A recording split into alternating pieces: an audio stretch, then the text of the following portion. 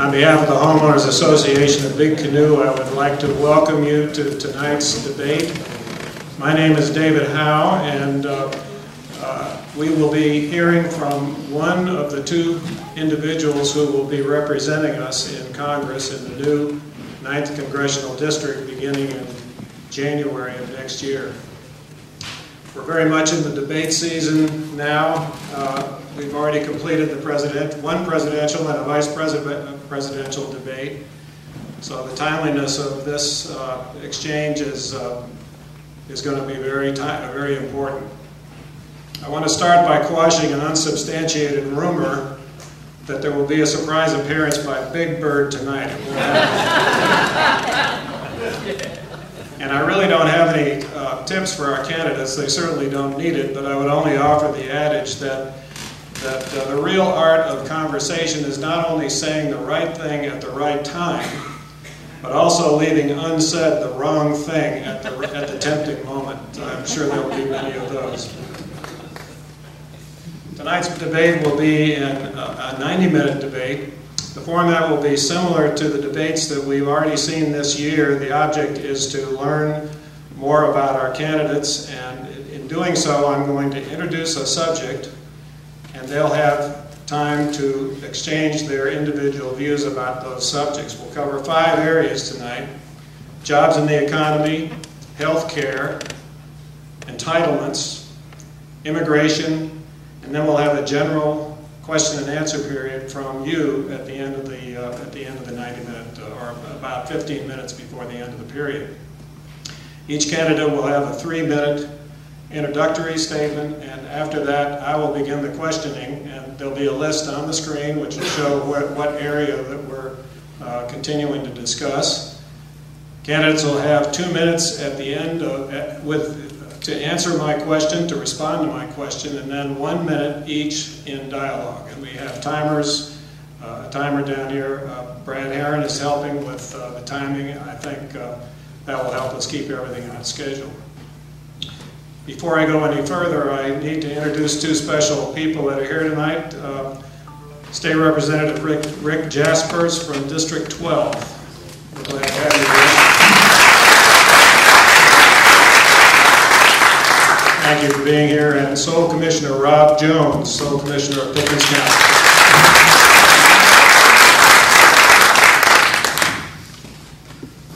I think most of you know the candidates, but let me just briefly introduce them. Doug Collins is an attorney from Gainesville, Georgia. He is currently serving his 3rd term in the Georgia House 27th District. He is a former business owner, and he currently is a managing partner of the law practice of Collins and Sider. I think I pronounced that correctly. He serves as chaplain in the U.S. Air Force Reserves, married 23 years to his wife Lisa, and he has 3 teenage children. Jody Cooley is also from Georgia. He is also an attorney, 26 years. He's currently a partner at Halsey, Oliver, and Mayer in Gainesville. He served on the Gainesville City School Board, Parks and Recreation Board. He's past president of the Northeast Bar Association in Gainesville, and he's board chairman of Center Point, which is a Christian education center in Gainesville. He's been married 25 years to his wife Laura. They have 2 college-age daughters, one at Georgia and one at Georgia Tech. I'm sure that leads to a bunch of interesting discussion at the dinner table. So if there are no further questions, and there will be some later, please hold them until the end. I'd like you to help me welcome our candidates, Doug Collins and Jody Cooley.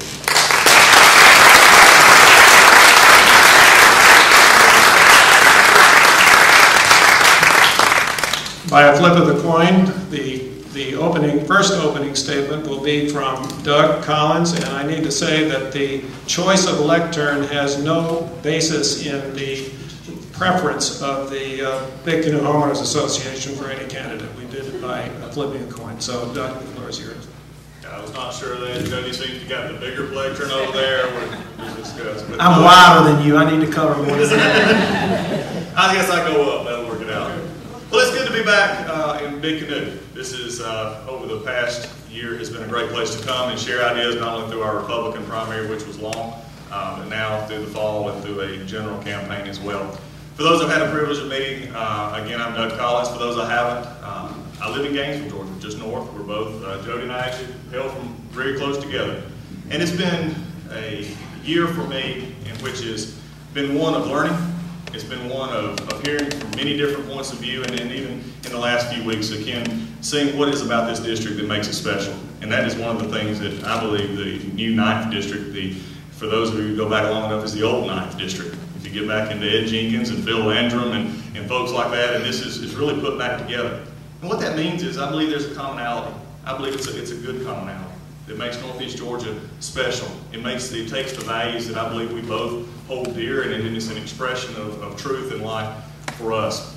But for me, it goes back to the common purpose that I started this last, August. And that is the reason I was running was my kids. And two of those of which are here tonight along with my wife. And one has just finished practicing football for another day. But when I look at it, my goal was to say, where are we at as a country? Where are we at as in the future, and where are we headed? And for me, it was not just my 3 children, it was representation of all the children in the 9th District, but also the state of Georgia, and also the country. And saying that in the future, this is an election that I believe will change a great deal. It's going to be one of those pivotal elections in which it's not just set for the next couple of years. This is not one of those say, well, we'll do it now, and in 2 or 3 years we can change it again. We're looking ahead now to some very serious changes and real changes to the direction that we're headed over the next 10 to 15 years.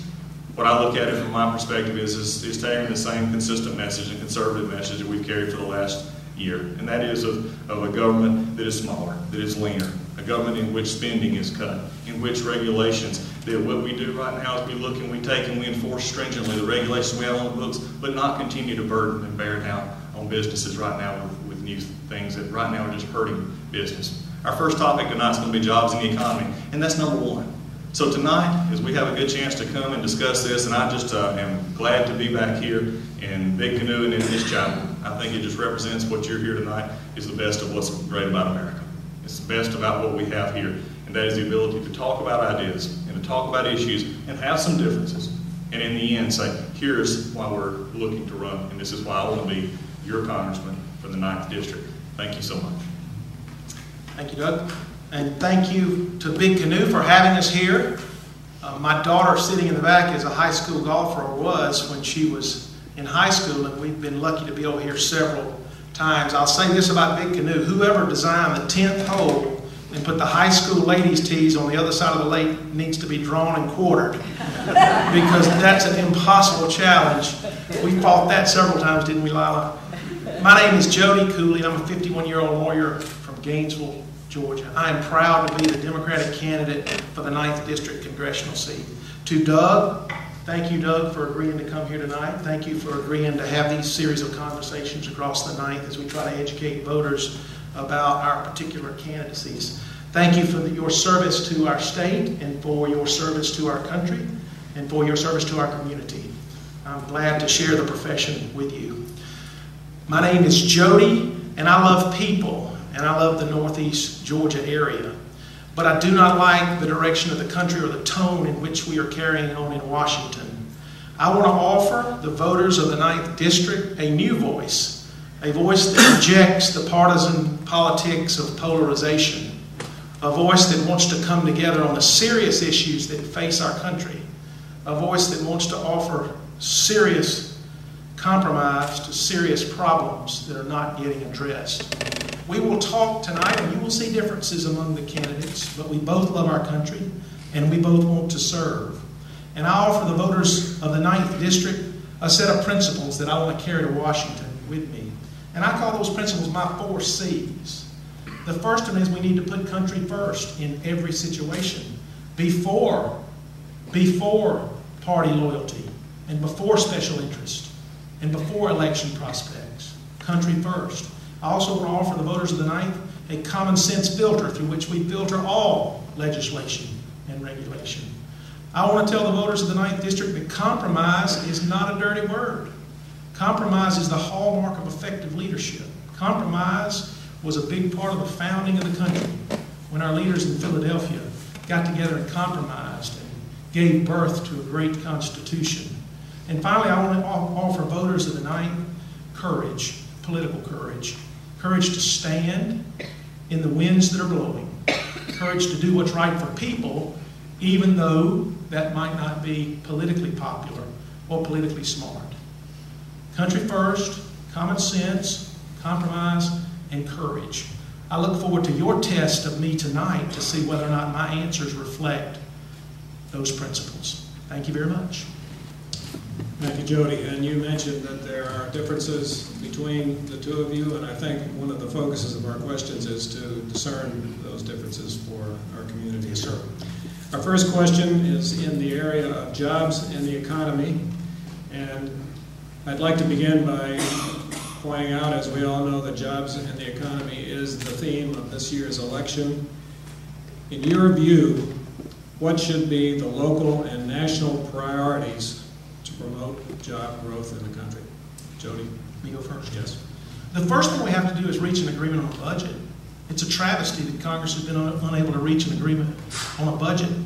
And the reason we can't is because both parties have their feet set in stone and refuse to come together. We are never going to agree as Americans on everything.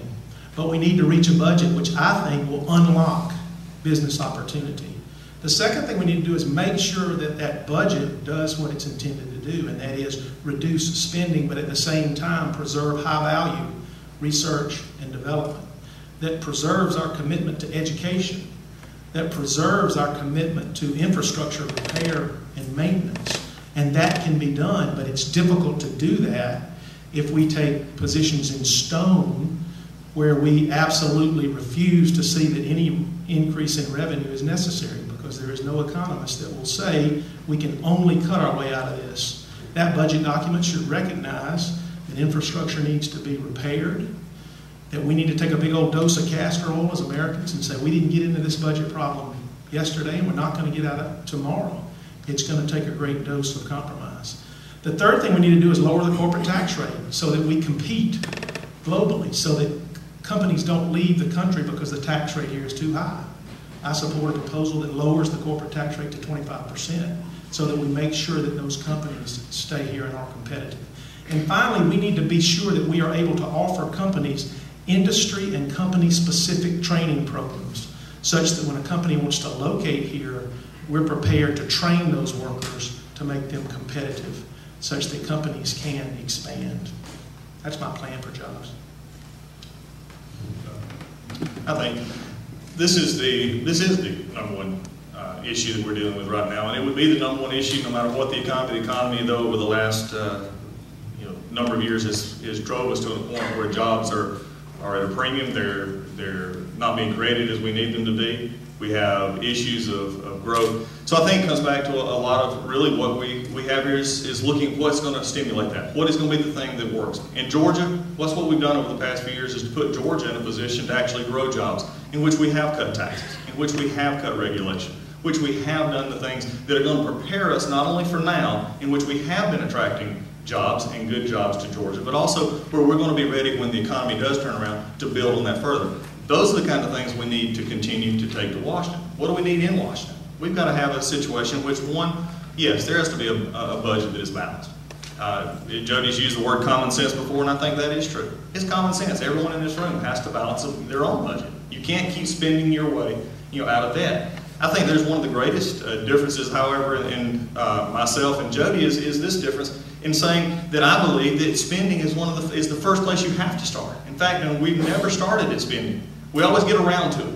We talk about increased revenue, and really, in my opinion, the only thing that increased taxes do is it does not create jobs except at one place, the IRS. That's the only place it creates jobs. We've got to look at our tax structure. I favor more of a fair tax system in which we're broadening our base or lowering our rates, just as Governor Romney has talked about, getting us competitive again. I even quote President Obama from just a couple of years ago, in an economy like this, the last thing we need to do is raise taxes. We've also got to get regulation out of the way. And we'll talk about this more. And we're also going to create an environment of growth, in which I believe goes back to our founding fathers. That is the pursuit of happiness, being able to let people start businesses and feel comfortable in the investments that they're making. 1 minute rebuttals. Thank you. All I would say to add to my answer before is I support what's called the Simpson-Bowles proposal, which is a compromise proposal that was proposed by a commission appointed by the president, had 6 Republicans on it and 6 Democrats on it. And both Democrats and Republicans ran from it when it was proposed. To me, anything 6 Republicans and 6 Democrats run from in Washington ought to be something that Americans probably run to in this economy. And that would lower tax rates across the board. It would remove some very valuable deductions and loopholes, but it would certainly lower taxes as well as lowering the corporate tax rate. We also need to make sure that our community banks are able to provide the credit necessary for small business to expand when demand picks up, and that is crucial. And I can talk more about that when we have more. Well, I think there was also, and Jody's exactly right, both parties run, but there was also one more Democrat that ran from it, and that was the president who proposed it. Because I think he got to the point where you're looking at it from my perspective, the revenue side of it is you've looked at it over time. It's always, we'll get there, let's get some more revenue and we'll get to the cuts. I believe first you've got to start with the cuts. And they've got to be cuts in which they're forced to where the government is, in its constitutional role, is to be about. You do what we need to do. I'm not up here by any means saying that there is no role for the government. You may have some people that you know who say that. That's not me. Government has a limited and defined role. And what we've got to do in our jobs issue is to be able to get the government in which it is not hindering jobs but being out of the way. This is something we've really got to look at, and it's something we'll discuss further tonight. Dodd-Frank, what you just mentioned a minute ago, is killing that part of that capital issue that we've got to deal with so that people can start businesses and have the access that they need to continue in. My final thoughts are, Doug is exactly right. What Dodd-Frank does, I say it's too easy on Wall Street and too hard on Main Street. It's increased the capital requirements of local banks. It's increased their FDIC premiums. It's increased their paperwork.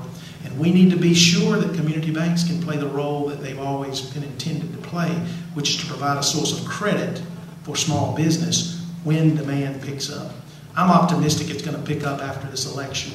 I think we're going to move forward after this election, irrespective of who wins that presidential election. Well, I believe it's going to pick up. I just have one of the things we've not talked about, and we'll get to probably in a little bit, is what the president even termed his own as Obamacare, which we will talk about in a little bit. I think is also a job killer that we've got to deal with when it comes to where our businesses, because one of the things that's not been mentioned already is the fact that most businesses are sitting on the sidelines right now because of the uncertainty. What we've got to get back to is there's got to be certainty in our governmental policies. There's got to be certainty coming out of Washington so that they know that they can invest and they don't have to sit on the sidelines. We've got major corporations sitting money on the sidelines right now waiting to see what is going to happen, because right now, in all fairness, it wouldn't be very smart business for them to go ahead and invest some of that money not knowing what their costs may be. Very well, thank you. We'll move on to the second subject of our discussion today, health care. This question was not difficult to come up with. Major components of the Affordable Care Act, also known as Obamacare, are slated to take effect next year. Democrats favor this, Republicans want to repeal it. Do you support the ACA, and if not, what would you keep, if anything? Doug, you're first. No, as I just stated just a second ago, I would want to repeal it outright and begin the process. And many people say, well, Doug, you repeal it and then you want to replace it. I don't believe that's the right process either, because there's a lot of times, and there's very good plans out there, and it's often said, well, the Republicans just simply want to repeal it and they don't have anything to offer. That's not true at all. I mean, there's been several plans, many plans, as a matter of fact, offered from a Republican perspective on how to get costs under control, which is the biggest issue, which unfortunately, from the president's own admission, or his thought was, is to lower the cost to get it down, and even by most statistics, it's not going to do what they had intended to do. What we've got to look at here is really a crisis that's coming up, and it's 2014, 2015. That's the Armageddon day, if you would, of the Affordable Care Act, the Obamacare Act, because that's when the tax increases kick in on many, many levels. That's when the mandate kicks in. That's when all of a sudden you're going to have to begin to look at this at a whole different level. So if it continues on the path now, you're going to have issues not only on a federal level, which I believe are unsustainable and really not talked about, that are dealing with costs that are going to have to be mandated or implemented to keep costs under control, but also from a state perspective. When you've got both sides working against the middle, that's going to be a problem. And what I see right now is where we've got to go with this, and we can discuss this as we go further. What's got to be understood is this is a mode toward a single-payer system. You don't hear that term anymore. The president doesn't use it. In fact, he quit using it during the debate on it. Because I think when you look at what actually happens, when you remove 700 million out of Medicare, you begin to not only have a problem with your doctor's levels and your support levels for our seniors, but also when you're moving it to expand Medicaid, you're putting your states into a position in which it's no longer going to be financially tenable for them to even do a budget. We cannot do that. In Georgia, that means over almost a congressional district added to our Medicaid rolls. As someone who served on the budget committee in Georgia, I know that we cannot do that. That's the concern I have right now, and as we go through this, we'll talk further about that. Good, and I hope we can continue to talk about this, because this is a very serious issue, and this is a difficult issue for every American. It's either difficult because you're uninsured, or it's difficult because your children are uninsured, or it's difficult because you're a small business owner that has 51 employees and you're worried about what you're going to do when the mandate goes into play. But I want to give you 3 numbers to think about. Those numbers are 40, 50, and 70. And then I want you to hang millions on the back of each one of those numbers. What those numbers equal is when President Bush was president, there were 40 million uninsured Americans. Under President Obama, there were 50 million uninsured Americans. The prediction is in 2022, there will be 70 million uninsured Americans. Now, if you want to maintain the private market on health insurance, it's time to do something about that market now. Because if there are 70 million uninsured Americans, we're going to have no choice but to have a Canadian system or a British system. And we might discuss the efficiencies of such a system in another format. But if we don't do something now about the rising crisis of the uninsured, we're going to lose our opportunity to do that. Now, does the bill need to be modified? It certainly does. The economy is not quite where we hoped it would be. Do we need to be adults and negotiate perhaps an extended implementation date, or a different way to fund the states in some fashion, or perhaps some relaxation of some of those policies? Yes, but that's what people in Congress ought to do. They ought to get together as adults and they ought to say, we do have a health care crisis, and it's going to take a big old dose of castor oil that we all hate to taste. But it's time we addressed it in serious ways rather than simply calling for appeal. Because appeal wastes all the progress we've made on that issue. And we'll continue to talk about that as time allows, David.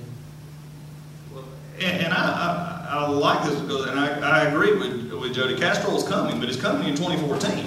It's coming on the backs of businesses, and it's going to come on the backs of states.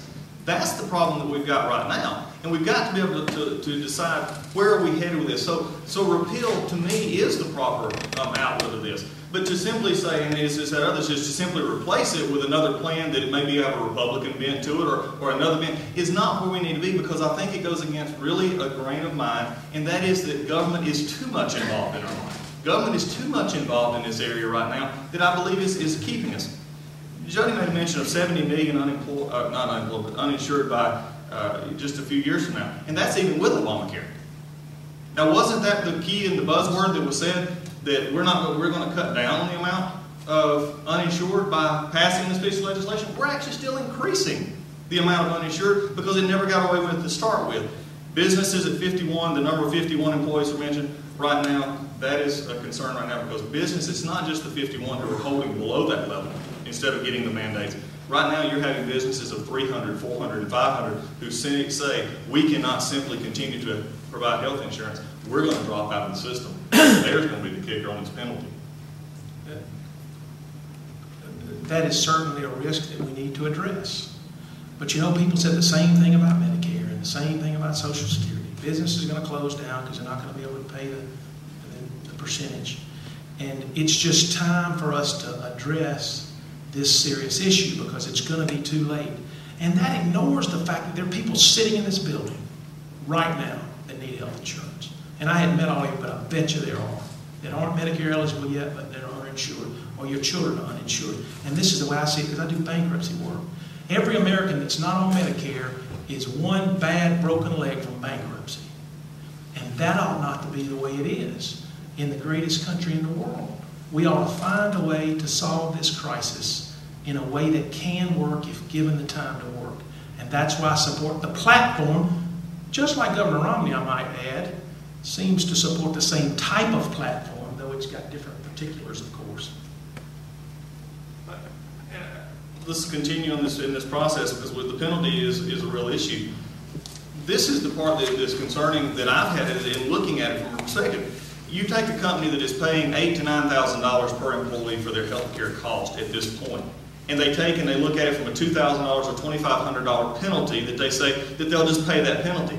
Here's the problem. None of us, and I don't believe Jody or anybody else in this room, actually believes that that amount of money is going to pay the health care costs for these people who are rolling off of private plans and rolling onto a government system, whatever that form may be, with this current plan. So the question begs to be asked, what happens to the rest, Mr. President? I'll ask him. Congress right now, this was a Democratic done bill with no Republican input at this point, which was, again, I think has been brought up many times. My question happens, what happens then? At that point in time, we're taking a step further to more and more centralized control far beyond the 2020 date. We're looking at it at 2014 to 2015 because simply states can't keep doing it. And my question to my friend Doug, and he is my friend and will continue to be, then I'm all ears. You know, I'm all ears in the face of this crisis. And I'll say this with respect to the fact that Republicans didn't participate in the legislation. That is true. So the president was left to negotiate with the AMA and the AHA and the pharmaceutical companies, all of whom came along, by the way, and I'm not one that touts the legitimacy of a lot of special interests, but all of them came along because they recognize that it is a crisis. Talk to your local hospital folks about the cost of uninsured, uncompensated care. It places our whole system at risk. And if we get to 70 million uninsured folks, the whole house might collapse, just as if the termites can destroy a house from the bottom up. And that's my opinion, is we ought to work on the platform and make it more palatable because it needs to be addressed.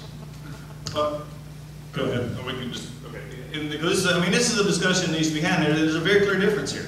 And I think what we've got to look at is from the perspective, and whether it be Dr. Tom Price here in Georgia, Dr. Brown, there's been many other proposals, and even Governor Romney, as you look at this issue, what we've got to understand here is that the scare part of this has got to be finished with. Even a Republican plan, and the first time we mentioned, using a premium support or using other ways to help cut costs, is where you're going to throw those people, you're throwing seniors overboard. None of the plans that I've seen so far, especially from a Republican perspective, do anything with those currently or even close to being currently part of this system. What we've got to do is also look at not only our tort reform, we've also got to look at our cost containment. We've got to look at how we're going to be able to do that in ways that really bring this system down to more of a base level where we're actually putting people in a competitive situation. Hospitals right now I sat with a hospital just recently here in Gainesville, and all they are is scared to death of where this is headed because they see doctors over time going down, they see their care is going down. This is the concern we have. One more. What hospitals tell me is they want to change the mix between uncompensated and Medicaid coverage and private insurance. And this is an effort to increase the silo in which private insurance exists. And I think we're close to the final opportunity to maintain the private insurance market. And I'll say this to all of you that want to say, well, let's just keep our own system of insurance, medical insurance care. Well, how are those premiums working out for you over the last 10 years?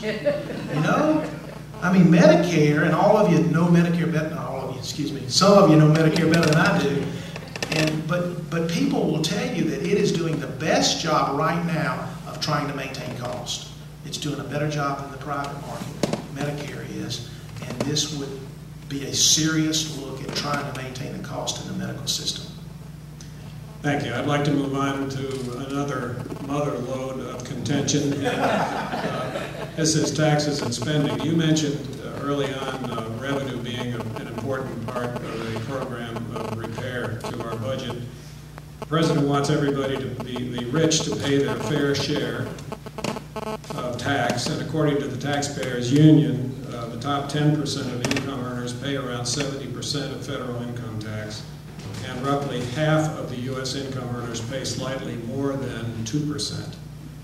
How would you respond to the President's idea, and specifically, how do we raise money in the balance of tax revenue that we currently have? Thank you for that question, David. And let me tell you that I love rich folk because I've worked for rich folk my whole life, and they are the lifeblood of the economy. And you know what I can't understand about the President's message is just that message. You know, he says that the rich folk need to pay more when he ought to be calling press conferences and saying, we need your help. He needs to change the message. Now, that doesn't mean people are going to run to a 39% tax rate, okay? And I don't think we're going to get there, David. I don't think in Congress it is so stalemated that we're ever going to get a raise in the marginal tax rates. I think the Simpson-Bowles proposal is about as close as we're going to get, leaving tax rates where they are and then lowering them some and flattening out that tax code, which means we lose some deductions, folks, that are very, very important to people sitting in this room. The home mortgage interest deduction is very important to people. The charitable deduction is very important both to people and to your social service agencies, your private social service agencies in this community. So that's what we're going to lose when we flatten that tax code and we take away those deductions and what they call loopholes. But what we continue to ask from the Republican side is, tell me what the specifics are that you're going to eliminate. And the reason they don't talk about them is this home mortgage deduction. It's the home mortgage interest deduction. It's your charitable deduction. And those are going to hit right where people live. So it's going to be very important to watch what happens in Washington. So I think that's the best place we're going to get. I would still work. I'm not running from an increase in marginal tax rates. I think that needs to happen historically. I think tax rates are the lowest they've been in 75 years. And so the message is what's all wrong because the president has communicated that very poorly. He's made it a position of what people should do instead of going out there and trying to sell what we need to do when we put country first. That's my position. I think at this point in time, and with due respect to Jody, he would not run away from increased revenue. I would run as fast as I could from it. Because again, I think when you look at this, the government has got a role reversal problem.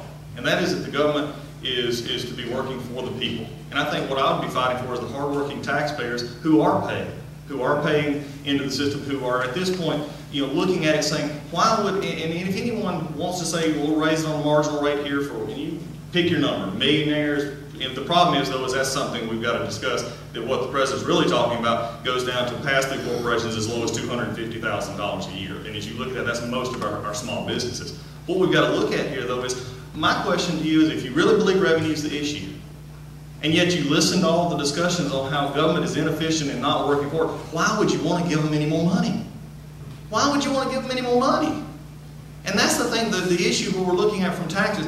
I believe, yes, if you want to lower the rates and we look at how the system is going to be on closing loopholes and deductions, I think what the Governor Romney has actually laid out is the platform. This is the panel on how we're going to look at that.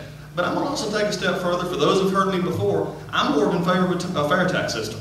I'm more in favor of more of a consumption-based system for our economy and moving it away from really what I believe is a tax code system right now that neither Jody or myself, both attorneys, could figure out if we had to. Because we've got to get it back simpler and understanding so that the hardworking taxpayers can understand this is what is going on. This is the part that I want to play in being a part of the system and having a government, however, that's efficient.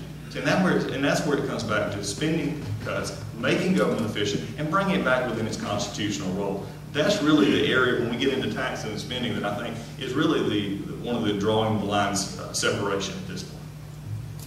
I say this, David, from the bottom of my heart. I wish I agreed with Doug on that.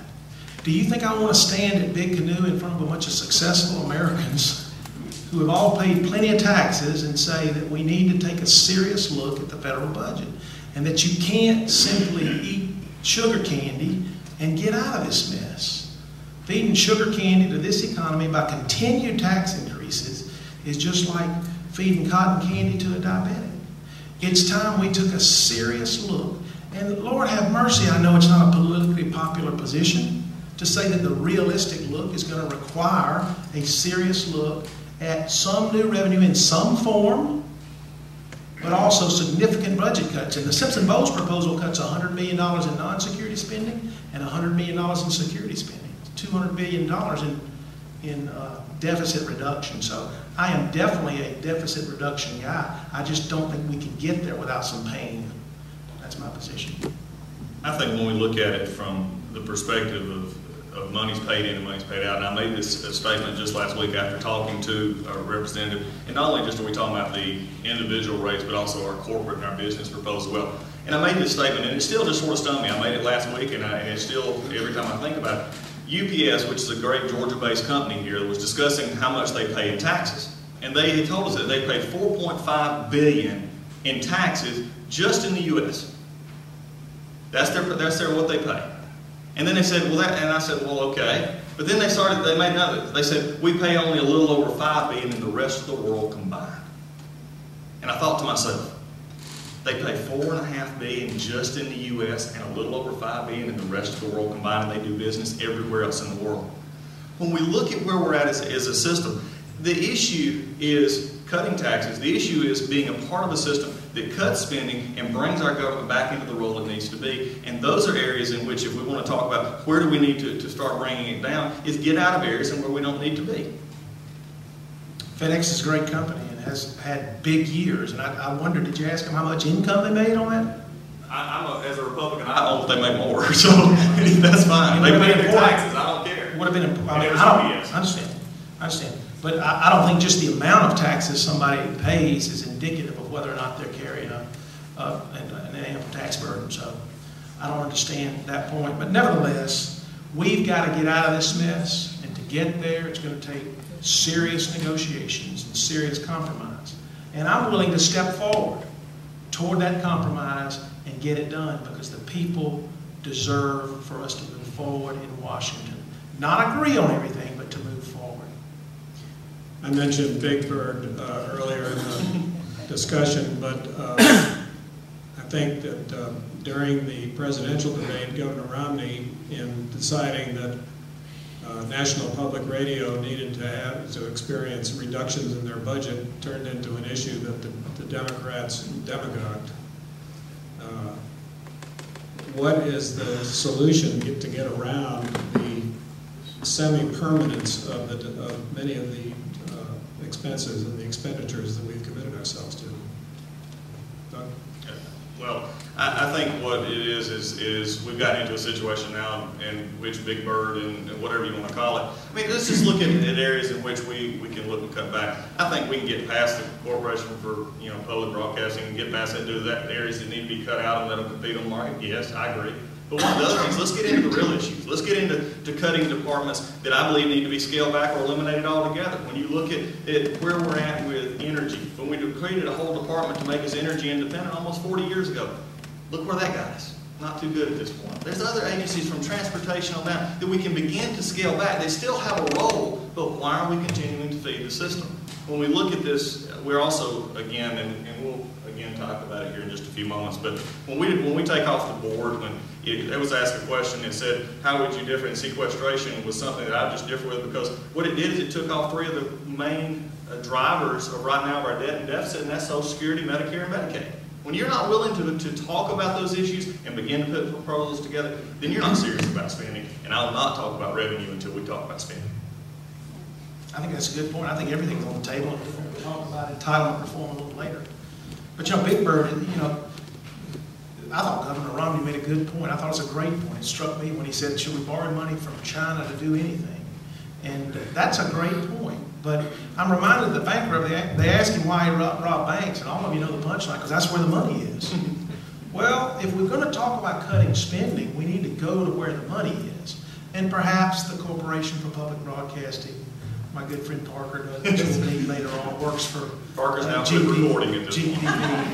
And maybe that is a non-essential government source of expenditure.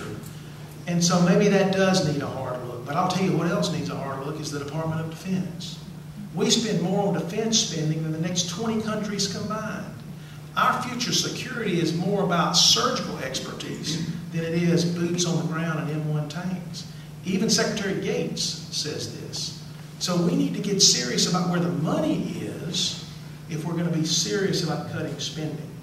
And the Simpson-Bowles report does that also by mandating $100 billion in defense cuts. And I think we got to get serious about everything. And we'll roll into David entitlement reform as we get there. But I have some ideas about that too that surprises some of my Democratic friends. It really does. And may surprise some of you all as recipients in the audience.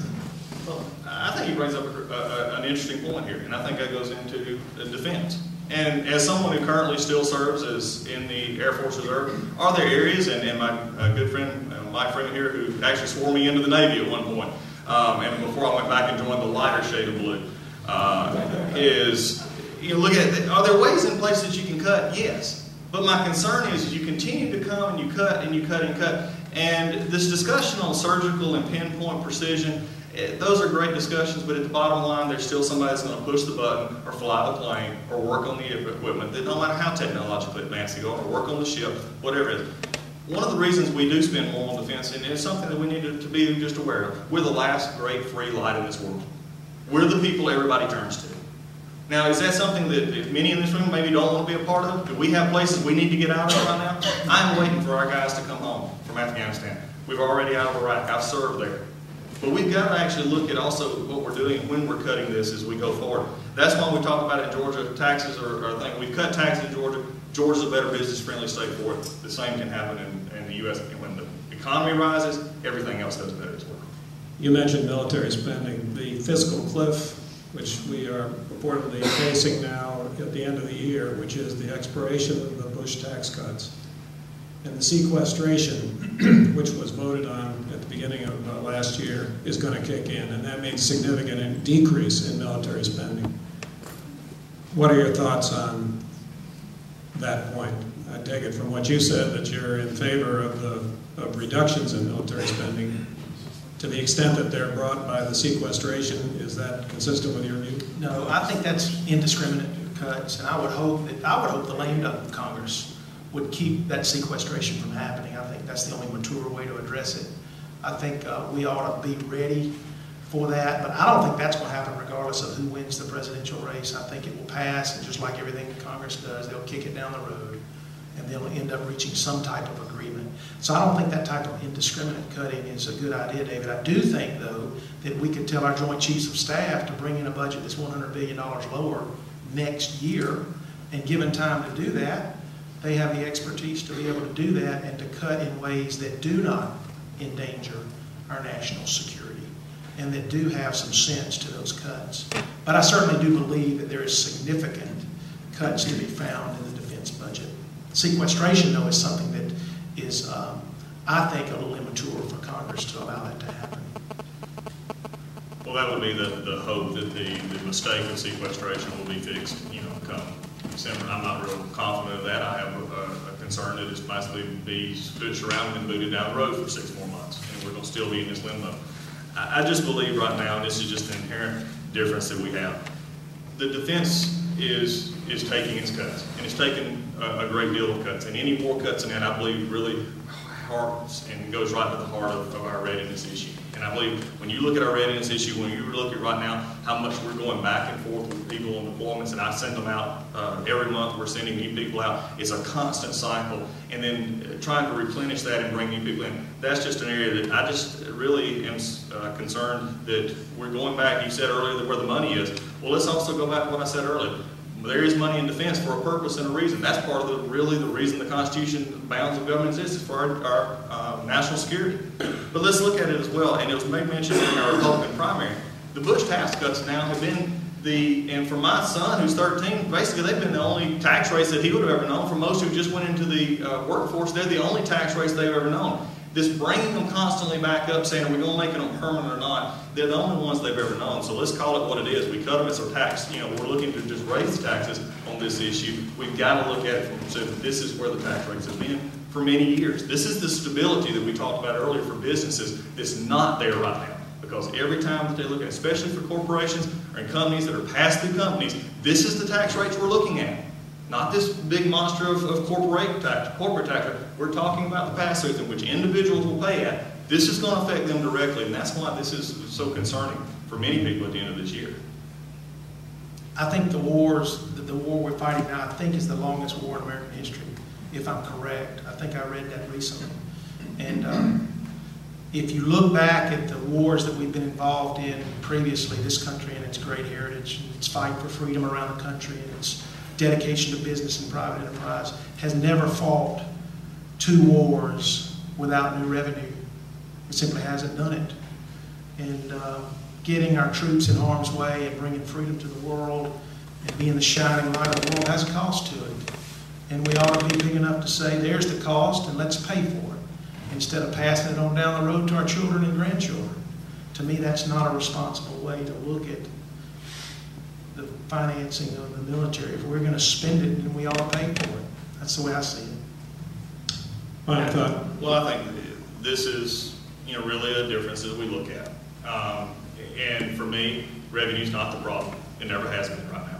That's not the issue that we've got to look at. As I said earlier, that is not where we need to be looking. Our spending has got to come first and cutting there. Looking at the big, putting things on the table such as Social Security, Medicare, Medicaid, looking at our areas in which we're spending, and then looking just simply, and this sounds maybe simple, but I think it's true, and it's going back to the basic of saying, what do we want from our government? What do we want our government to be doing for us? My concern is that our government is taking too much and getting into too many areas it didn't need to be. That's where spending cuts begin to take that effect, and we begin to reform our tax system altogether. Let's move into those areas right now. Something like 10,000 people a day are retiring into the Medicare system. There is concern that the system is slipping into insolvency and will eventually fail unless we take action. Do you favor increasing action such as increasing the Social Security tax deduction from the Medicare tax and the Social Security tax, or retirement age changes, or means testing? Your thoughts. And Doug, this is your opportunity. Well, the first off, as we go through here and looking at it and discuss this, has come up before, simply from, if you want to begin to, as I had a senior one time tell me, if you want to begin now means test my Social Security, then give me back what I paid in. I think we've got to look at it from a perspective of what are we looking at when we deal with Social Security or Medicare. And no, at this point, I wouldn't support it because I think there's a different plan on the table. And that's let's just redo the system. Let's look at how we fundamentally handle these issues. I brought this up earlier, and this was the issue where we can, and for Medicare, we can align it with Social Security as far as age goes. There's other things that we can look at. But here, let's begin to say, let's take the system as it is, and let's take 55 and above. That's a number I feel comfortable with, and many leaders are comfortable with, and say, let's take these folks off the table. And begin to say, this is not going to be a part, this is not going to affect you, but what I want to be able to do is then begin to give those under that age, and you can graduate it if you need be, but then begin to give them ability to pay in, especially from a retirement system, and paying into something that then they can have a part of. Now, again, this is a concept that we've not been fostered under. When Social Security first came in, it was a safety net. It's now become the only net for many. And we've gotten into a system in which we really need to examine the very root and causes of it. When we deal with this, is this going to be easy? No. Because again, the first thing that we want to look at is let's run to raise something. Let's raise how much more we put in. But instead of saying, what do we got to run to raise? Let's actually run to see if we can actually reform this system and begin to cut costs. And putting it at a certain point in time, especially from a Social Security standpoint, that young ones still will pay into the system to keep those who are currently in going. And begin to keep that benefit safe, but again, them to go new path to security and financial security when they get older. Medicare, which my little yellow pants flashing at me, we'll discuss here in just a second, but I mean, that's another issue that we've got to look at as well, and we'll do that in just a minute. That is the question, right, David? In other words, moving on to entitlements? We are, yes. Right. First of all, there are no retirees here, are they? I didn't think so. This is a difficult issue. I agree with Doug in saying that for the most part, current retirees should be unaffected by any changes in Social Security. We need to worry about our generation. Doug's a little bit younger than I, but we need to worry about my part in that. I'll say this, that I would, with some regret, favor a gradual rise in the retirement age if there are adequate safeguards for people that, for whatever reason, can't work beyond 65, whether that's a broadened definition of disability above a certain age. I think that's part of the casserole I'm talking about. I'll come to that with difficulty because I know that people work hard and at 65 it's difficult to continue to work. But to save the system, I would. The other thing I would look at, and this is one of those things that's not necessarily politically popular, but perhaps consider means testing at some level the Medicare prescription drug program, because it was passed by the drug companies, and it's gotten to be incredibly expensive. And it seems like we're moving in the other direction. With all due respect, by closing the donut hole, it's costing us even more, and that would be a serious piece of entitlement reform that I would look at. Down the road, I would also look at, again with regret, but it's part of my castor oil program, modifying the cost of living adjustments as we go forward. Those are very, very serious effects, but they would not affect current retirees. They would affect people like Doug and myself to ensure that that system moves forward in a more solid way. I think as we look at this, and as we go into, as we discussed previously, we discussed Obamacare, we did get into it a little bit as far as Medicare and the result of the $700 billion was taken out. And I think one of the things is talked about, we talk about cutting senior care, we talk about other things. I think the thing that there also needs to be another side of this right now. I have plenty of friends that my age, a little bit older, who went into the medical profession and have folks who are going into the medical profession now that I just a little bit older too, not much, just that basically are not wanting to go into the field, or they're getting out. Or how many of us know right now, how many of your doctors right now have quit taking Medicare patients? A lot of them. I mean, most in the room, it would say, or they're trying to get out of that system altogether because it's just something right now that's just not paying. One of the things that we've got to look at that is we go back here is also in the Medicaid programs is the dealing with what I consider the part that we should be dealing with, but it's also one of our largest cost drivers, and that's aged, blind, and disabled. That's that chunk under Medicaid that we have to really look at, that the states have to deal with, that is growing every day. What are we going to do to look at cost containment? We can look at reforming the programs themselves, but when it comes to the issue, especially under the healthcare side, we've got to go back to look at ways that I believe the free market can work on, and that is dealing with some of the insurance reforms, dealing with things like we've done here in the state, which is amazing. We passed a bill here that allowed the insurance companies, people to buy insurance across state lines. The insurance company didn't take us up on it. You know why? Because they were waiting to see what happened with the lawsuit on the health care bill. They were waiting to see, and they had no stability. What we've got to do is continue to say, how can we begin to put in ways that costs can be cut down, that costs can be brought into line? Because right now, you can fix the inherent problems, you can fix by age, you can fix by looking at different things, but unless you fix the cost issues, we're still going to be in this same position. I don't disagree with Doug to the extent that he's saying we need to take a serious look at controlling cost across the spectrum in the healthcare industry, Medicare, Medicaid, and that's beginning to happen. You're hearing things like bundled care and value services as opposed to fee-for services. The battle that's coming, and Doug is exactly right, is between doctors and hospitals. That's going to be a huge battle over the next 10 years, and where they come, and that is the private market to an extent trying to negotiate where they fit. But I had a hospital financier tell me, you know, Jody, when somebody tears up their knee, they're going to have 5 MRIs before that thing gets cut on. Because we have a fee-for-service system. That means every provider looks at that and says, I'm going to make money off of this MRI. And when you go to bundled services, you tell a hospital and a group of doctors that we're going to pay $20,000 for that knee, and then you let those folks fight out how they contain those costs inside that value-based system. So we need fundamental reform in how we pay for health care, and part of that is happening. I ask a hospital administrator, tell me, do you want to repeal the Affordable Care Act? And they say, we're scared to death of it, but what we need is a little more time so that we can learn how to deal with that change. That's what I hear when you have a serious discussion about containing health care costs. They're needing more time, again, because they don't understand. And they're already struggling.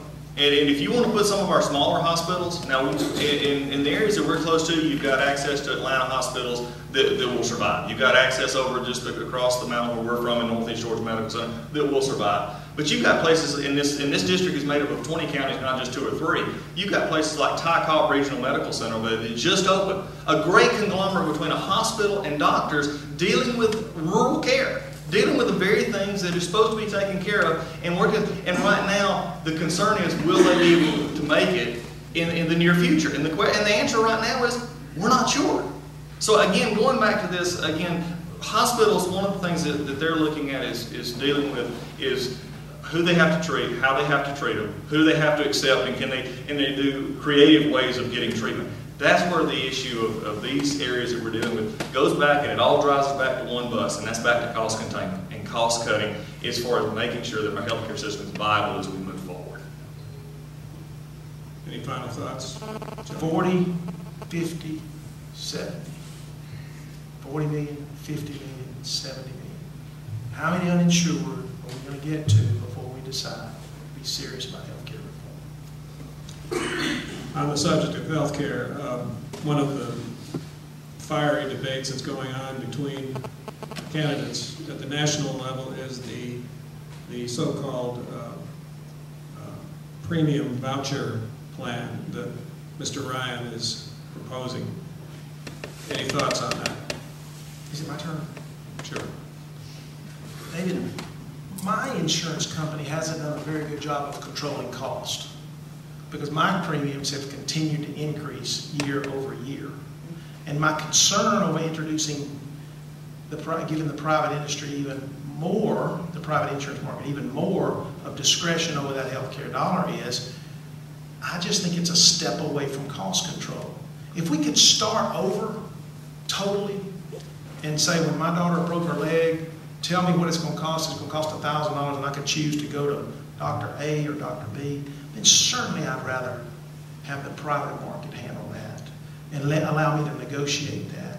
But I think we're so far down the road that to offer vouchers moves away from a serious look at containing cost.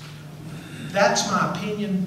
It's not an expert opinion, and I am all ears on how that might work. I don't reject that idea merely because it's a Republican idea, but right now I don't understand it enough to suggest that that might be a panacea for the problems we face.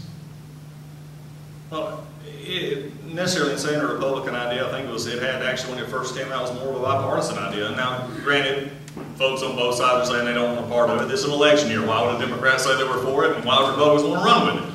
They're not going to do that.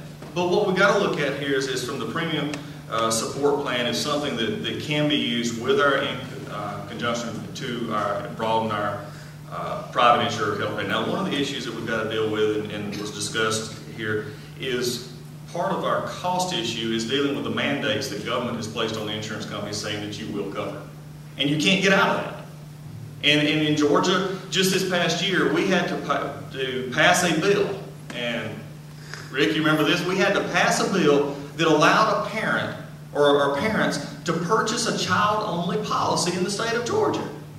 Now, why in the world, at some time along the line, did we decide as Georgians that you couldn't buy a child-only policy if that's what you wanted to insure? If you didn't have the resources, but you wanted to cover your children, instead you had to buy some kind of a family plan, or you had to buy something that was more expensive. We had to actually pass legislation to do that. When you're starting to add on to those who would add cost by saying, Doug, you're going to have these certain things, and give us more of a list of choosing what I want to have on my insurance. This is the heart of insurance reform. This is issues that's got to be looked at from a cost standpoint that provide the free market more flexibility as we go forward. The other thing is cost control, which was just mentioned just a second ago. The very heart of the Affordable Care Act, Obamacare, is cost control. That's what, and it's not in the sense of real true cost control as far as changing the way hospitals and doctors and all operate. It's at the end result saying, here's what we're really going to pay for and here's how we're going to do it. Some has been cloaked in saying we're going to do best practices. However, in reality, what it's going to say is here's where you can go, here's what treatments you can get, and here's where we're headed. And that's the concern that I have with the whole system as it is. I would agree with Doug in that the heart of the Affordable Care Act is cost control. That's something we can meet in the middle on and agree is a good principle to go forward with. I agree with that. And I am all ears. I am wed to no party or principle that would keep me from negotiating a better health care plan, a better way to address the crisis. I'm not familiar with the legislation you discussed, so I can't comment on that, but I will say that if it doesn't make common sense, then it shouldn't be in the law. Yeah. I think it seems to me that did. I apologize. That's fine. Yeah. I think the caveat to that is I think Jody and I would agree here, is I think cost control was what was said was to be the heart of it. The problem is it failed miserably. And I think that's where we differ in that issue. Thank you. I'd like to move on to our final area before we go to general questions from the floor. The tug of war between Arizona and the federal government over immigration and responsibility for enforcement has not yet been resolved. What are your thoughts on the subject? And excuse me, Jody, this is your... Yes, thank you, David. This is another issue that I haven't found to be politically popular in this district, but I support comprehensive immigration control, comprehensive immigration reform, because my heart tells me that's the right thing to do. We have a whole class of immigrants that came here because we needed them. We needed them to build our buildings and our hospitals and our schools, and they came here and made our economy better. And I still think they make our economy better. And I would support an effort to get the ox out of the ditch. The ox is in the ditch on immigration because there are split families in our district that can't come out of the shadows because mom might be documented and dad is undocumented. I represented a woman that spent about 60 days away from her children because her tail light was out and she was undocumented. And her children were placed in social services, which is a travesty on a human rights situation in my book. Now I'll say this, the immigration reform that the Georgia legislature passed did a couple of things that conservatives shouldn't like. The first thing it did was took away a great source of labor for small business. The other thing it did is it imposed significant regulatory increased cost on small business. And the Georgia legislature is hearing about that.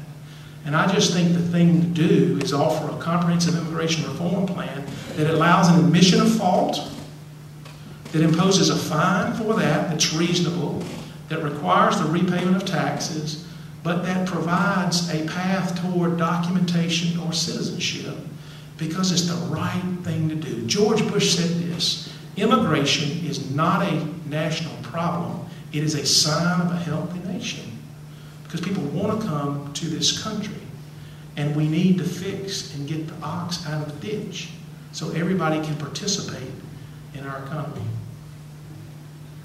Well, I think Former President's right, but it's legal immigration that is what makes this country healthy. So it's legal immigration that, in providing a way to do that. This is probably the one area I would have to say that comprehensive controls need to be made. And here's what's happened. You've had a complete, utter failure of the federal government.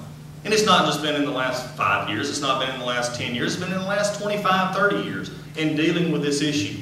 When you look at it from a perspective of this is one of the areas of, from my perspective, national security, from a protection of our country as a whole, that the federal government needs to be involved in. And all we've done is we've punted it down the road, we've kicked it, we've provided this, let's set aside this group and let's make an exception here and let's make an exception here. And so what we began is, and really where we're at now is really a Swiss cheese immigration policy which has holes in it all around. Now does that make anybody happy? No. Does it make those who are coming here illegally and operating in an underground economy happy? Does it make those who are, the ones that right now are the most infuriated are those who come here legally and watch what their hard work gets bypassed by those who come here and are not coming and doing it legally.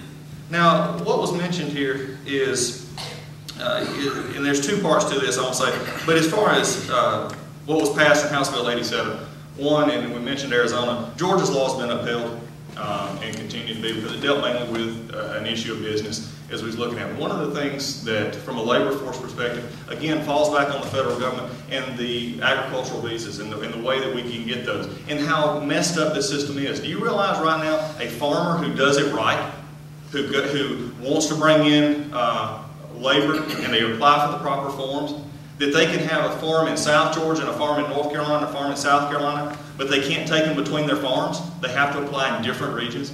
This is a good discussion, but it's something that, because I want to get into the regulatory increases, all we ask businesses to do is follow the law and use a free program called E-Verify. I mean, this is where we're looking at. Did it paint a big picture between rural and urban? Yes, it did. And those are the things that we have to continue to do, and we will. I watched President Bush stand on a podium 8 or 10 years ago, backed by Saxby Chambliss, Johnny Isakson, and announce a bipartisan deal on immigration reform. It was the right thing to do then, and then talk radio got a hold of it and drove us into our respective camps and introduced a lot of emotional issues into it and labeled it something that it wasn't. And meanwhile, we're still arguing about it 10 years later. And and labor costs have gone up, and regulation has gone up, and families remain split, and kids remain at risk of not being able to count on whether daddy's coming home tonight or not. To me, it's a perfect opportunity to do the right thing, to spread a little grace on a problem that's significant and see how far grace can take us, rather than discuss the technicalities of who came here legal and didn't. That's just the way I am. And I've stood before many of a pulpit like this and talked to, we call it what we're at here, and spread grace as well, but also grace comes with reason. Grace comes with responsibility. And where we're at right now is an issue in which is untenable to most any who would look at it. And whether it be on the illegal end and the immigrant worker population we have in South Georgia and in North Georgia, from Gainesville to other parts, or to our carpet industries in Dalton, we cannot have a path, however, that leads automatically in a knee-jerk reaction to say, well, it's too big of a problem, let's go straight to that word amnesty. Let's just go straight to just fixing it that way, and then from there we'll fix it ahead of time. We tried this in the late 80s. I disagreed with, at that point, with President Reagan. Look where it got us. Did that solve it? No. We just said, in the words of Goose, we just used a format of grace, but at the same point we never fixed the system. We've got to fix it. And one real quick note when we talk about it, there's also the other end of this. Our legal immigration side needs to be fixed greatly as well, because we have those who want to come here and start businesses, and we're not able to because our system is that badly broken. Final comment? No, Doug brings up a good point. There's a brain drain going on. 4 children graduated from Gainesville High School who weren't born in this country, who were brought here as elementary age children, and they're all 4 males, and they all are bright math and science students. And they couldn't go to school. They couldn't go to a state school because they couldn't afford to pay out-of-state tuition. That's a brain drain. That's a loss of talent and service to this state. And where they went, I don't know, because a lot of those children don't even have family in Mexico. They don't even know people in Mexico. And so where are they going to go for opportunity? You know, the DREAM Act was just an act to say, hey, let's let the children get a break. They were brought here through no fault of their own. But yet, talk radio gets a hold of it, and we can't even pass the DREAM Act.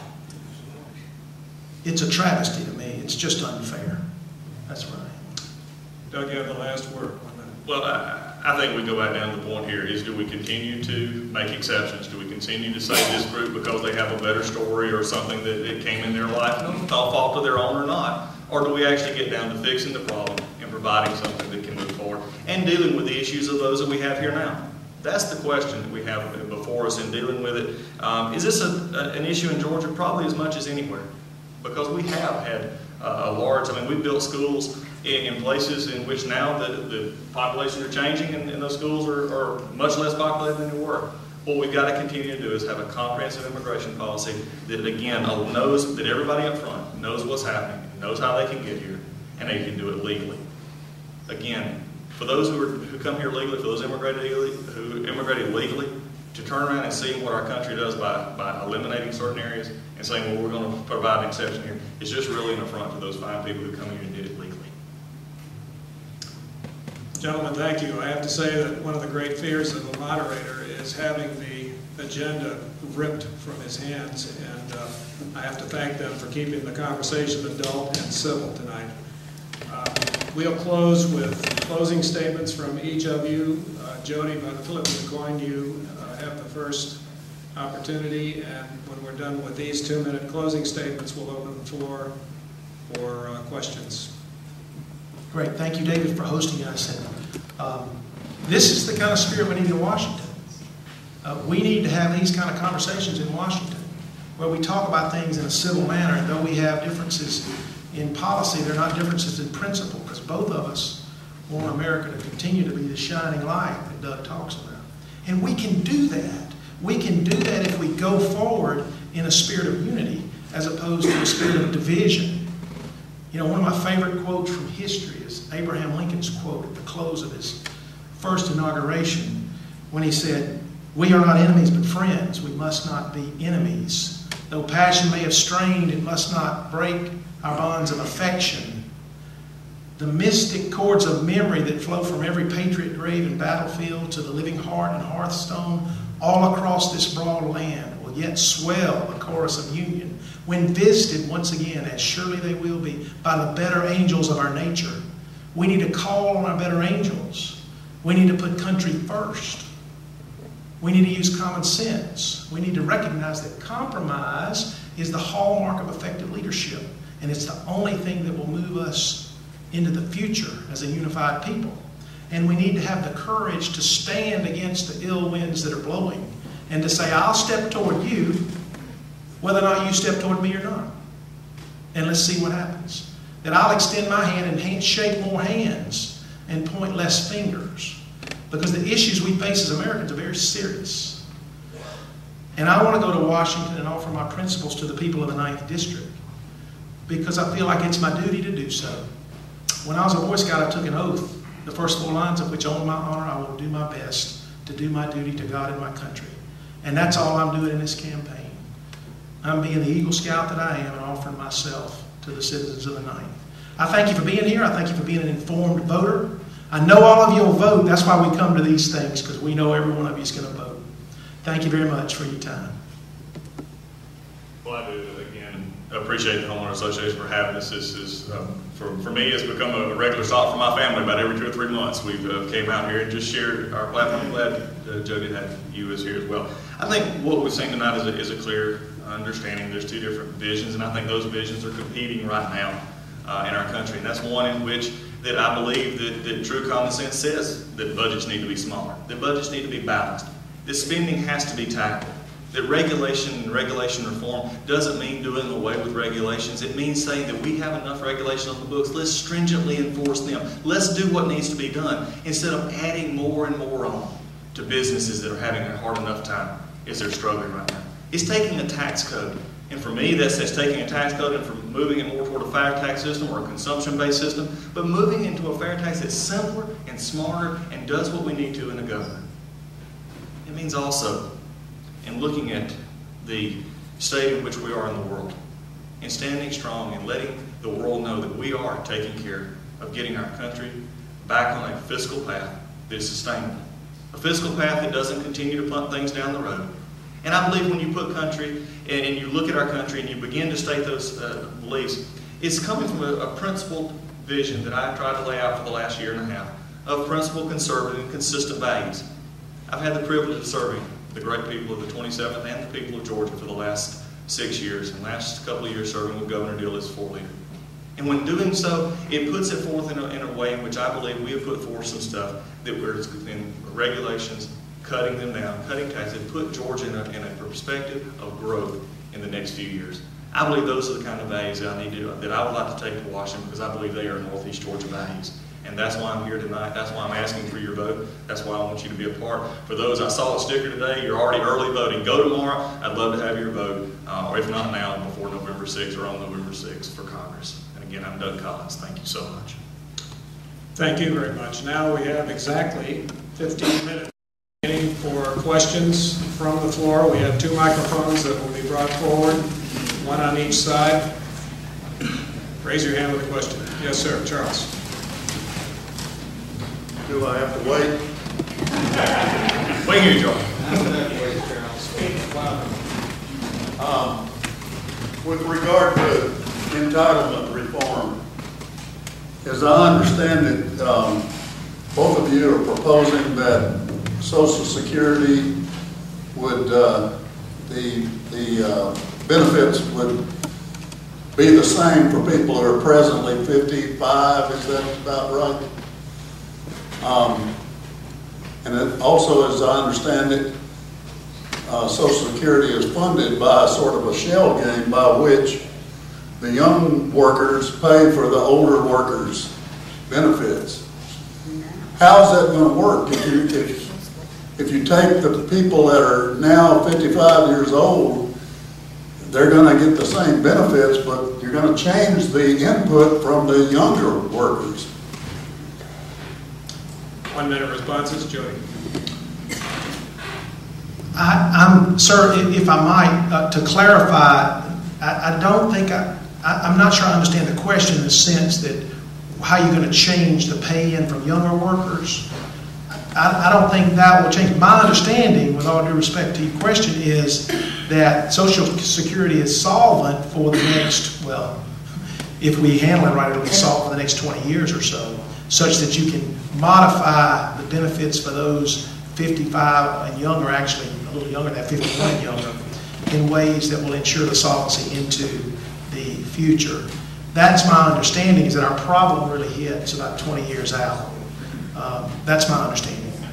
I think in this situation, I think Social Security is solvent only in government arithmetic.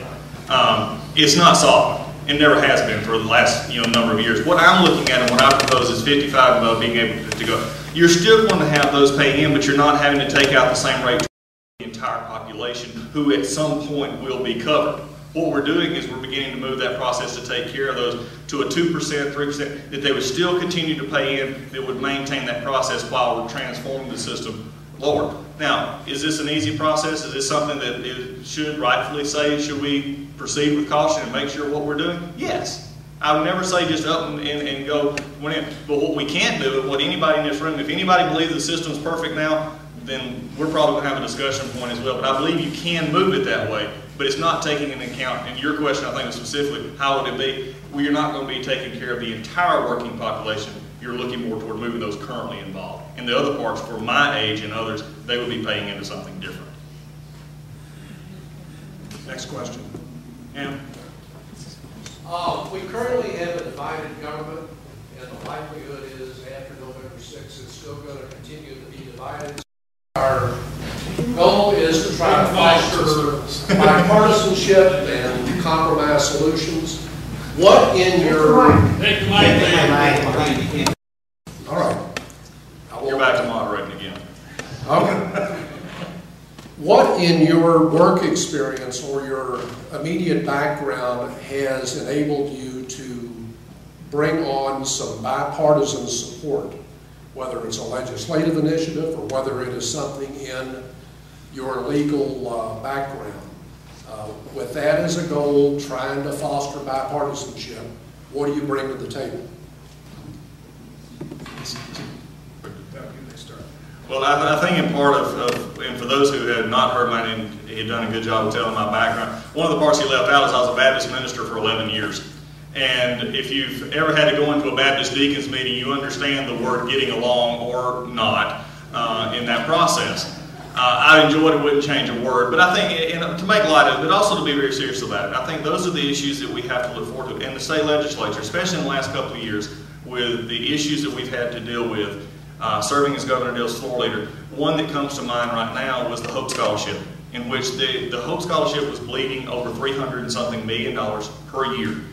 Governor Dill said we're not going to do that anymore. We're not going to continue to take money because we have other issues that we've got to deal with, education funding and other things. We had to come together, and what we did, we didn't have to, but we came together to craft a bipartisan piece of legislation, which the minority leader of the House signed on to. Stacy is a good friend of mine. We disagree on most everything, but I would trust her with most everything. And when we came together, she brought ideas to the table, and in the end, we stood firm in principled belief and a conservative vision. What we felt was, and the governor felt like, that we could move that Hope Scholarship program forward, not only for scholarships, but for our pre-K program and the other aspects of that. So I think that's what I bring to the table, is being able to move forward. Compromise is not simply coming by and saying, I'm going to give away my principles. It's saying, I'm bringing my principles to the table, and I think we can find those areas in which we can work together. Jody. Thank you for the question. For 26 years, I've been a business lawyer in Gainesville. And believe you me, in the North Georgia area, I've represented a whole lot more Republicans than I have Democrats. I tell folks, if I don't have a lot of Republican clients, I don't have much of a law practice. And if I don't have a lot of Republican friends, I don't have near enough friends. And you know, I enter every business negotiation with this question: what can we do? Understanding that the interest on each side of that dispute are serious. And sometimes they're very emotional, and sometimes they're just about money. But if we are pledged to the result, and the question is, what can we do, given that our emotional interests are different, you can resolve a lot of problems. And the other thing we have to do is go to Washington with an open mind toward compromise. And this is not just pie in the sky, but with all due respect to Doug, we don't need to send representatives to Washington who sign pledges that say what they will and won't do before they get to Washington and evaluate what problem is ahead of them. Because we owe our constituents our judgment and put country first, not election. I heard Senator Nunn say on CNBC the other day, what about the Norquist Pledge? How about folks that have signed the Norquist Pledge? And he said, well, you know, sometimes you just have to put country first and you have to move forward. So I want to bring that spirit of stepping toward the other side, even before they step toward me. Understanding that the question is, what can we do to move forward? As opposed to bringing baggage into that negotiation that I can't shake. That's my response. And I would like to say that, and I'll say this, in due respect to our former senator, I think putting country first is saying that I won't raise your taxes, that I'm not going to go forward and say that government needs more revenue to go spend the way they've been spending it. I believe you've got to start first. In cutting spending. You've got to do it. And because here's what can no one in this room, I believe, can come back. Show me where we've been cutting. Show me where we've just been cutting to get to the levels that we need to get before the next reflexive statement is, we just need more money. When we look at that, I think one of the things you got to stand up, and for me, in perspective, you want to know where I stand? I'm not ashamed of it. I'll tell you where I stand. And that's where I believe putting country first is being able to tell you the truth. And the truth you get from me is revenue increases and tax increases is not something you have to look for me until we've actually looked at it and we go to spending cuts, and that's what we're going to be doing, not looking for new revenues. Last word, Jody. I would simply say that the pledge wasn't until we do something else. The pledge said I'll never vote for a tax increase. And that's baggage that we shouldn't send our representatives to Congress with. And we shouldn't do it in the face of an election. And we flat shouldn't do it. Because that breeds stalemate. I know it does. Next question. Yes, sir. Microphone's coming up. A lot of, wait. Okay. Here we go. Anyways, I see a lot of the topics that y'all hit over the past hour or so. One thing I don't see is education. That is a serious issue that we're facing here in Georgia, as well as across the nation right now. Being direct, what would your first reaction be when you go to Washington to change the status quo as education as we see it now? Would that be possibly a voucher system? Would that be the breaking down of the Department of Education? What would that be? Please, again, be direct. Jody, you're first. A couple things on that. Number one, I think states teach children better than the federal government does. But I'll tell you this, the support for education has been lacking in the Georgia legislature. The federal dollars that went into school systems, K-12 education, probably in Dawson and Pickens County, is somewhere between 10 and 14%. Now, we need to be sure, number one, that we do fully fund our K-12 education, public school, not private school. So I would, number one, make sure I do the best I could that we fully funded. The other thing I'd do is make sure that we looked at allowing the states the freedom, as we've done recently in waivers under Race to the Top, to educate children in the best way that they know how. I thought that was a good waiver. And finally, I'm opposed to amendment number 1 because it takes away local control and forms another bureaucracy at the state level that does nothing but form one more bureaucracy and threatens local funding of education. And that's a dangerous movement going on right now, folks, that you'll vote on November 6th. I think if we want to discuss, and there's two ways to look at it, we can discuss state issues of education, we can discuss federal. I think your question was federal. The direct federal issue is that the federal government needs to get out of it more. They need to get out of it. Right now, the Race to the Top funds, which were created because they had the extra revenue and we're going to do everything, we're going to say we're going to spend money on education. You know what that's cost my wife?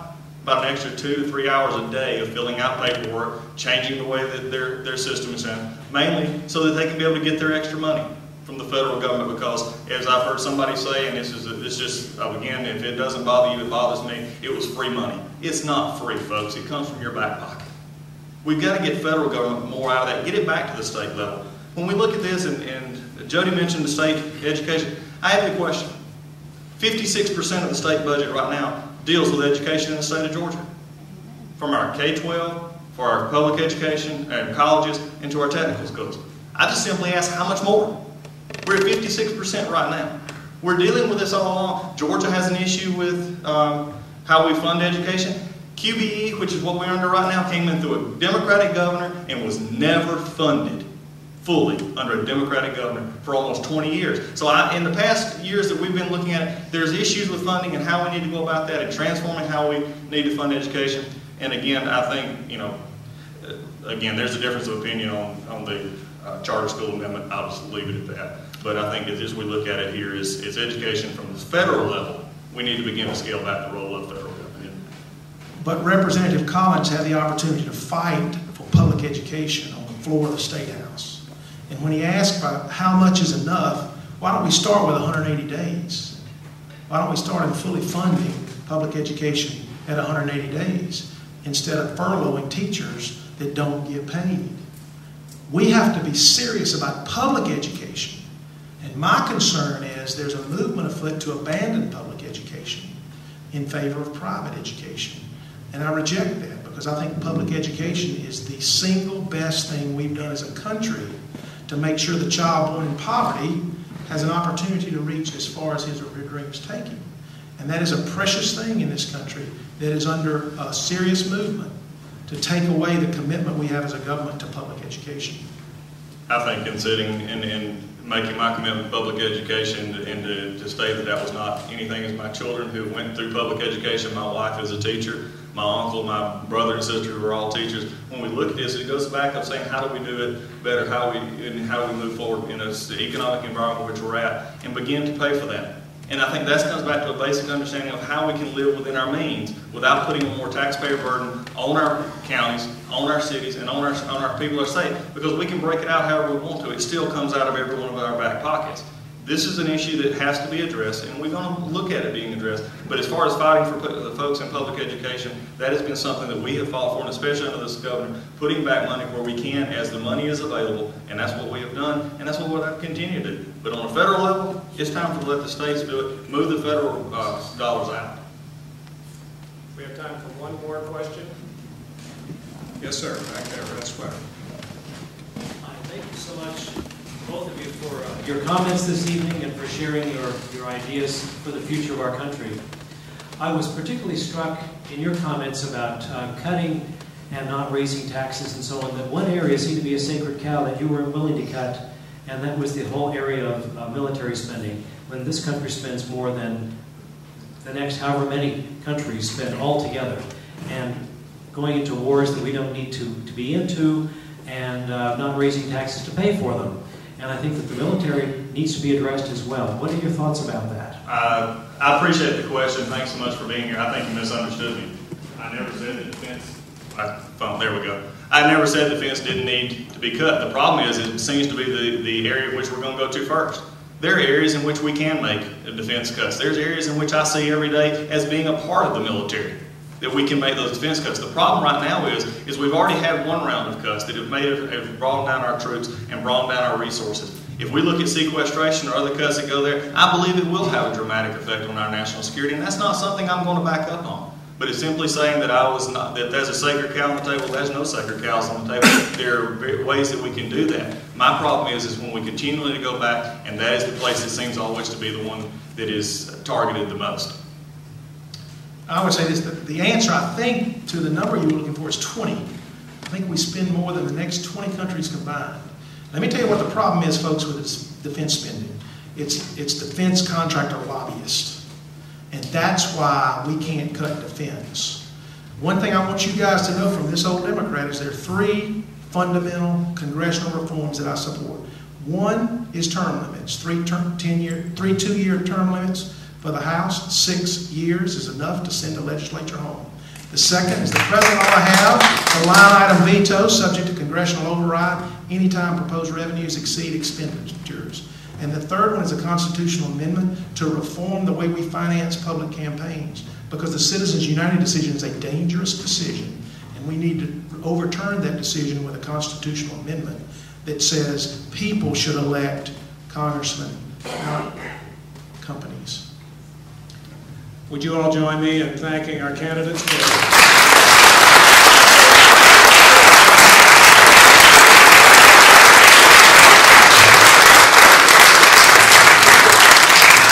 remember that early voting has started today. Please make plans to vote. And I'd like to close the meeting with this thought from John Kennedy, who said, "Let us not seek the Republican answer or the Democratic answer, but the right answer. Let us not seek to fix blame on the past, for the past. Let us accept our own responsibility for the future." Thank you very much. Thank you.